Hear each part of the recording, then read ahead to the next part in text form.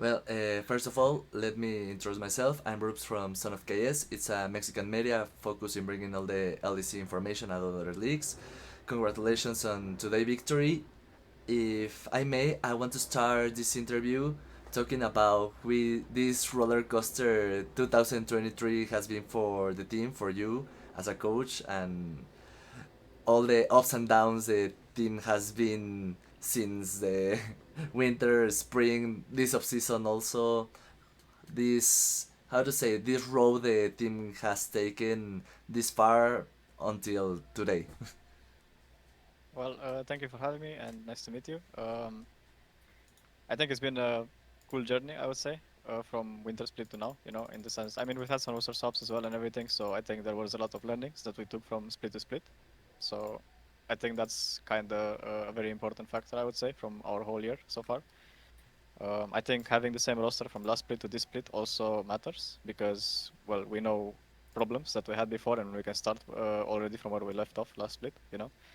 So I think in that sense we did some good stuff, and yeah, I think we are trending upwards again. I think we had a pretty rough start to this split, I would say, despite that. Okay, I want to talk about what can you tell me of the end of spring groups, of winter groups. In both occasions, Mad Lions was the team that left you out. We could call them your nemesis. How is the preparation against this team in particular?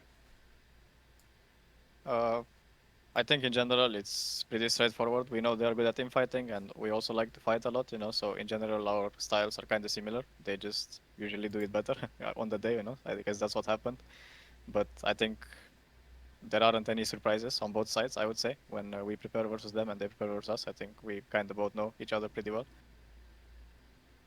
Also, if I may, I want to ask what the changes you consider or the organization consider to change Dyer for leader, that we can tell it make a very good change for the team, second place in the spring season. And also we know that Bandetto go out of the staff position, so this is purely your responsibility and your, how to say it, is your acknowledged. So is this been an important change? You feel more pressure that is you only in the staff position, or how you feel these changes? Well, we replaced Vandetto, but we have Handro, so I'm not really working alone. We also have a sports psychologist, Jan. So I think in general we have a staff that's working together. So, we've covered all the duties that we've lost. I'm not really pressured or feeling alone in that sense. And in the sense of the roster, I think, well, we just didn't click, I would say, in the previous formation. So we had to make a change, I would say, both for the practice and for the results. It was necessary.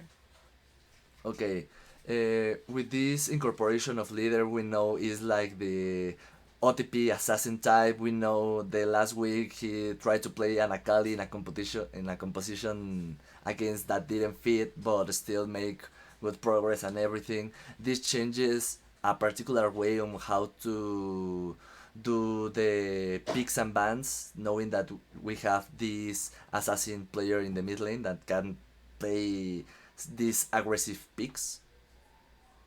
I would say preparation always gets impacted by the players you have and the playstyle or champion choices they have, or maybe even like strengths they have and weaknesses they have. So yeah, it's something we navigate through. But I think we usually find ways to do it. Maybe it doesn't look the best from the outside normally, but I think we are a team that embraces our style and we play to our strengths. Otherwise, I think it would be very hard.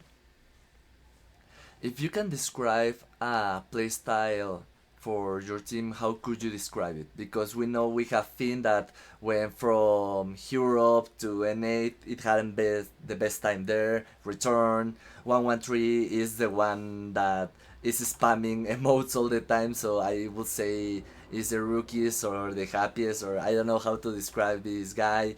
Kobe and Jenhun had a lot of experience in the bot lane, so how do you describe this team? I would say we like to be the aggressor in general, and we like to be proactive and find the openings, find the leads in the early game. Just play a game that's fun to play and watch, I guess. we are definitely not the most patient team, I would say, in that regard. So that kind of describes us well. And finally, we have two, would say, easy match or against two teams that having been the best this summer split against Koi and against Excel. So, what can you tell me about these weekend matches? I would say Excel is actually not that easy in the sense that they're trending upwards, and I think their confidence is going back.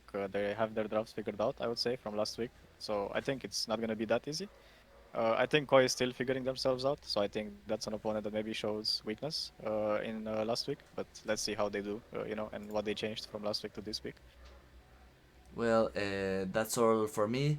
In this part of the interview, I always ask something you want to say to the fans, to every people that will watch this interview. So the time is yours.